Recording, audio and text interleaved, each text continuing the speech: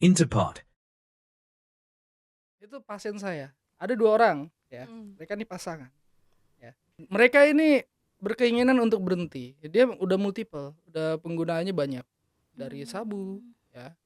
Ngelem juga kalau gak punya duit mereka. Lucu banget kan? Iya, ngelem Aibon. Halo Sobat Interpod, balik lagi nih bersama saya Cindy Mayrela yang selalu menyajikan info-info menarik seputar kesehatan.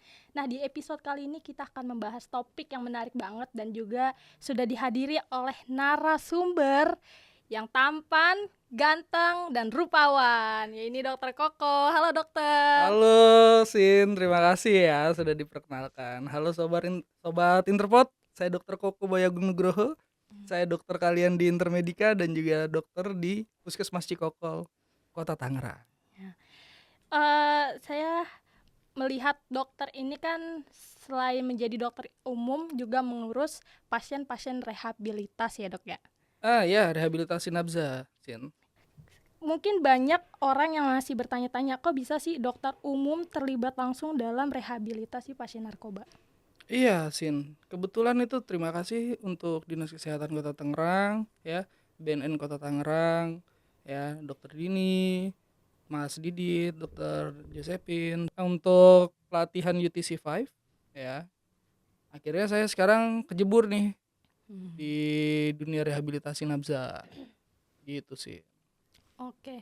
Nah, dok, kalau boleh tahu dokter tuh ikut bergabung di rehabilitasi nafsa ini tuh udah berapa tahun sih, Dok? Dan apa perasaan dokter ketika gabung di bidang tersebut?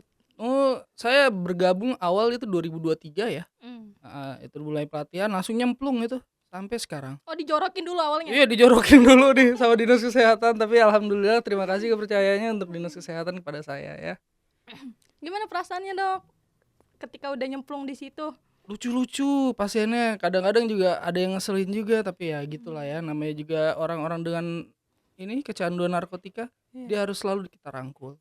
Oh, dirangkul juga. Iya, harus selalu dirangkul. Walaupun dia sudah selesai rehabilitasi, ya, untuk kedepannya mesti tetap kita lakukan treatment dan juga pengawasan kepada pasien-pasien tersebut.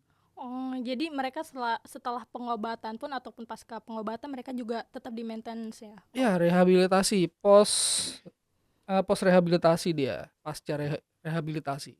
Boleh diceritain nggak dok, pasien-pasien yang tadi dokter bilang tuh lucu-lucu gitu, itu dokter pernah dapet pengalaman yang lucu gitu dari pasien-pasien yang datang untuk rehabilitas? Oh, ada kita. Jadi kan memang sifatnya ya, Hmm. kalau untuk pasien-pasien narkoba ini dia itu ada yang udah ini menyerahkan dirinya sendiri kepada kita gitu loh, ya. Dia volunteer untuk melakukan screening dan akhirnya ditemukan dia sudah menggunakan apa saja dan berapa lama, ya. Baru nanti kita lakukan koordinasi lintas bidang. Ya. Jadi pasien-pasien itu selain mereka yang emang ketangkep, ada juga yang menyerahkan dirinya sendiri ya? Oh iya ada. Malah biasanya yang menyerahkan diri itu DPO dia. Sudah jadi DPO. Oh, DP. Ya, udah jadi fokusnya polisi dia sebenarnya. Makanya itu minta tolong ke kita. Iya. Jadi biar cari aman, datang aja langsung situ. Iya. Tapi ujungnya juga saya kirim lagi ke BNN dan di sana banyak senior-senior saya. Di sana. Iya, jadi kami koordinasi via WA juga bisa. Gitu. Jadi kayak pasien datang ke dokter Koko dulu, Saya screening. Ya kan ternyata dia ditemukan pengguna narkoba, lalu ya udah saya kirim nanti dia sesuai sama ininya kemana. Tapi pasien-pasien yang konsultasi sama dokter ada nggak kejadian yang dia tuh sebenarnya kecanduannya itu udah bertahun-tahun, misalnya kayak 3 tahun ataupun 2 tahun gitu, tapi dia ngakunya sama dokter 6 bulan. Oh itu ada banget pastilah Sin. Tapi ya memang sudah ini ya, selama ini sih saya lihat kebanyakan mereka itu ada bohongnya, ya, belum mau bisa terbuka sama saya, ya sudah, tapi tetap dirangkul mereka. Cara treatment dokter itu menghadapi pasien-pasien yang kurang jujur misal, karena mungkin dia kan diliputi dengan rasa ketakutan gitu ya dok ya. Iya. Ya kan dok. Apalagi udah jadi DPO tuh, takut banget dia. Iya benar.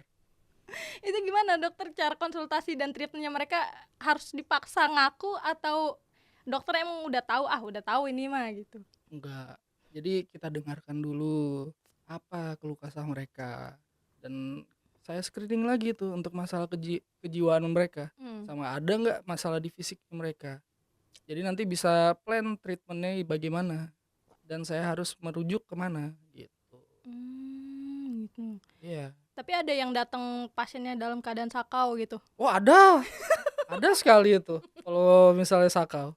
Nah itu Kak, aku tuh pengen penasaran gitu loh dok, kejadian-kejadian di sana tuh sebegimananya gitu, karena kan ya mohon maaf gitu kan kita masih awam gitu dok ya untuk perihal masalah narkotika ini, kita juga em, cari tahu gitu kejadian di sana dalam dokter menghadapi pasien-pasien tersebut. Oh itu yang lucu-lucu aja ya yang kita bahas ya, jangan yang ini ya yang takutin ya. Boleh. Ya jadi ada nih, itu pasien saya ada 2 orang ya, mereka nih pasangan ya.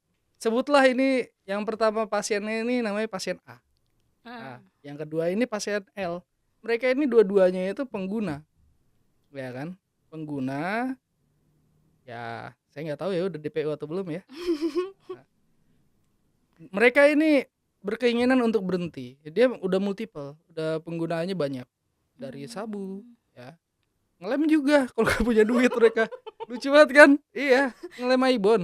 Biasanya kalau orang yang ngelem itu yang sering lihat di media sosial ya Nindok ya. Mereka tuh kalau ada yang ngobrol tuh nggak nyambung. Betul sekali.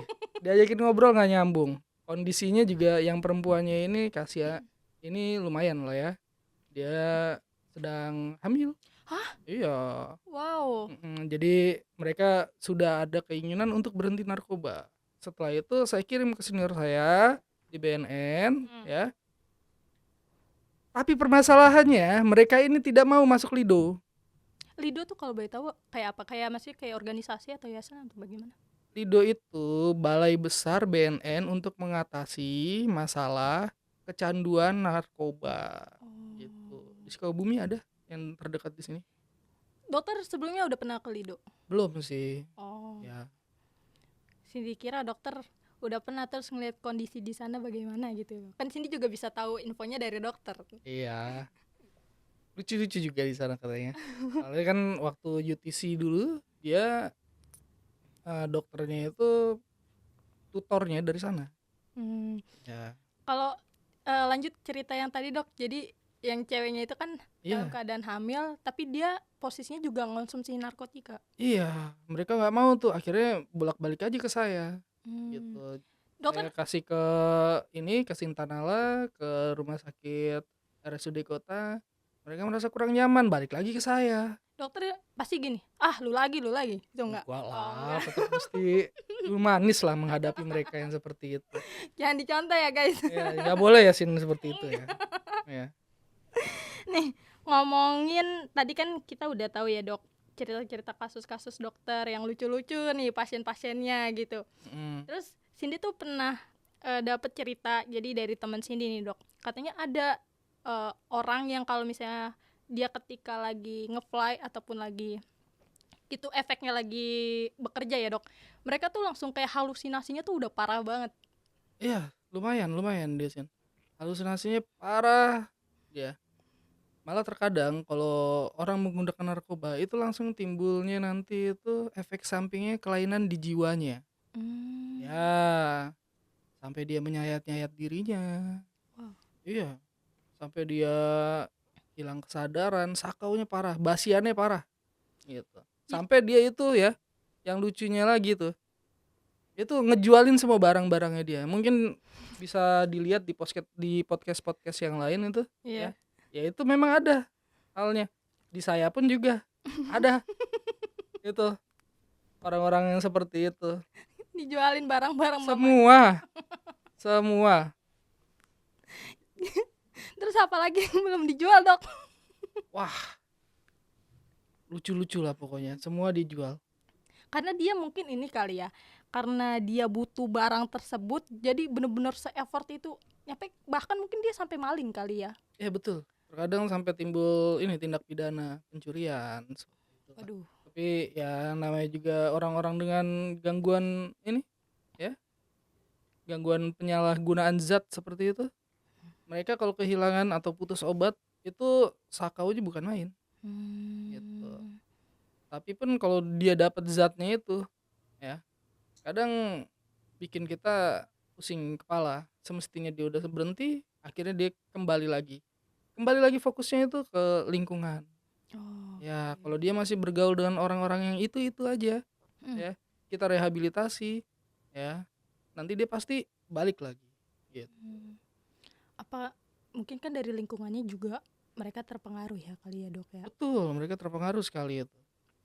Tapi Jadi yang mesti dipisahkan lagi mereka dari lingkungan tersebut, jangan lagi seperti itu. mmm, tapi kan balik lagi ya, namanya dokter kan hanya maintenance-nya itu kan juga punya limit ya, nggak mungkin 24 jam untuk memantau satu pasien yang dia harus bergaul sama siapa. Mungkin dokter cuman hanya edukasi ke pasiennya tersebut. Iya betul, tapi edukasi itu bukan cuma saya, Mhm. ya. Saya kan konselor.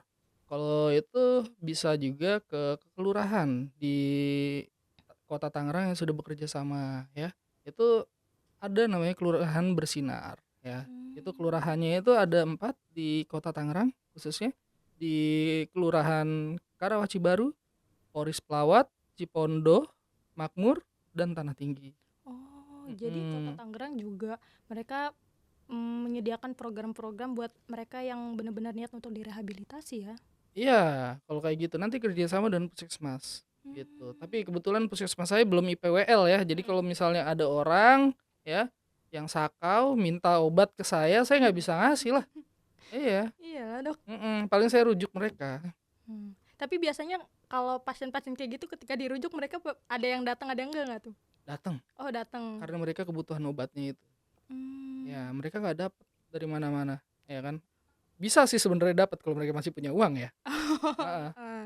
Tapi kalau udah nggak ada, ya pasti mencari, Iya, apalagi kalau gimana barangnya caranya. udah dijual-jualin. Iya, sudah habis semua udah, mereka pasti seperti itu. Tapi nggak Mmm. boleh menyerah, tetap harus ditangani, gitu. Mmm. Tetap harus dirangkul lah orang-orang yang seperti itu. Oke.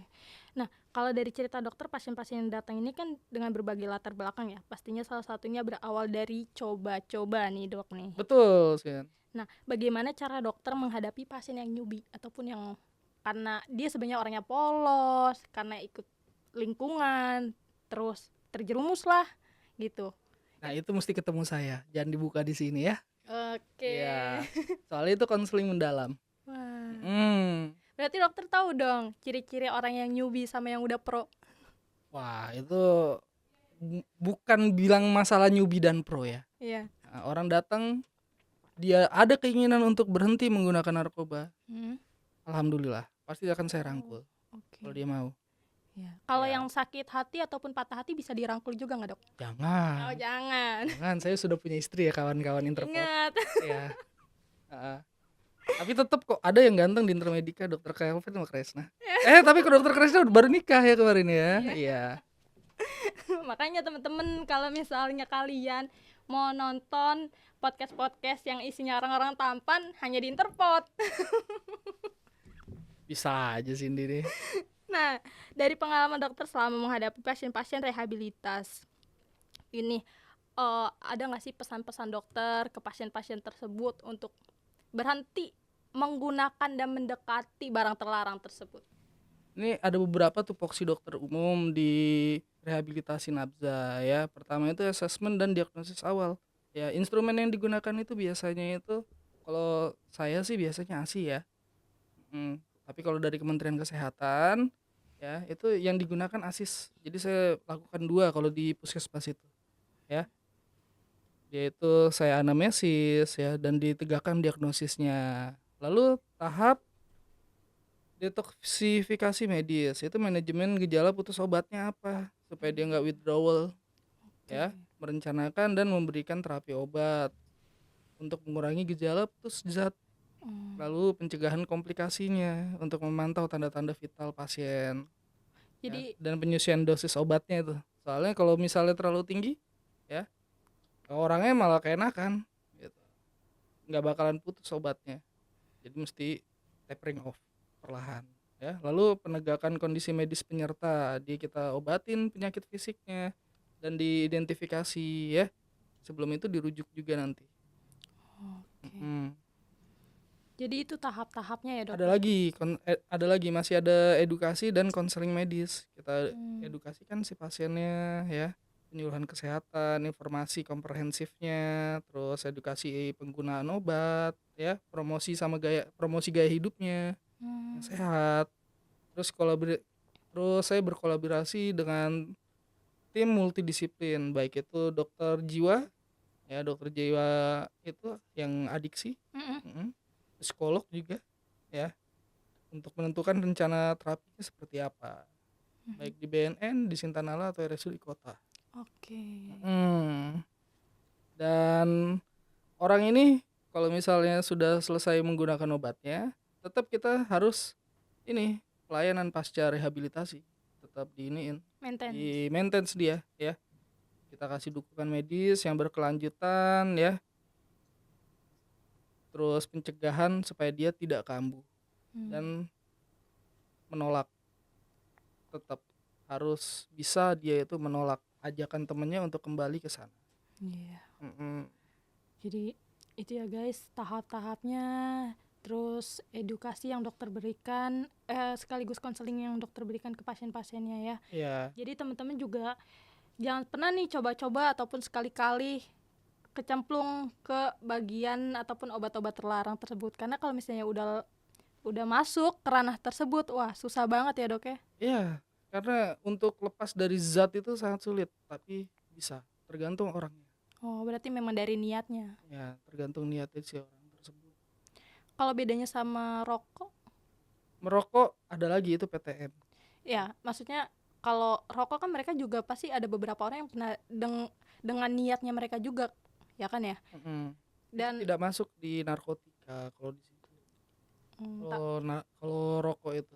tapi cara mereka untuk memberhentikannya itu apakah sama dengan orang yang mengidap narkoba yang benar-benar pure dari hatinya atau memang dari paksaan orang lingkungan lain? Ya dipaksa orang lingkungan dan dirinya sendiri. Iya sih, Bisa benar. juga kan kalau misalnya rokok kan dijual bebas. Mm-mm. Gampang dia ngambil lagi.